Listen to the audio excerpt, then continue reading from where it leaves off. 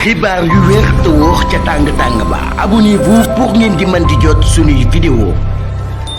mbégte ak bànneex la ñu am yéen ñi nga xam ne yéen a ñuy topp ci chaîne bii di Buzz 221 HD ni ñu koy defee saa su ne rek di leen indil ay xibaar la ca gën a fees nag journaliste bi Madiambal Diagne nekk itam journaliste bu ñu ràññee lool fii ci réewum Sénégal daal dina yëkkati ay kaddu ci page Facebook am ku ne xam ne nag yile jamono ñu daal di jàll doon bëgg génn li nga xam ne nag moom moo di réewum Sénégal ñu daal di koy tere waaye itam doon ko ci tegal di ko laaj li nga xam ne nag moom moo di passeport diplomatique moom nag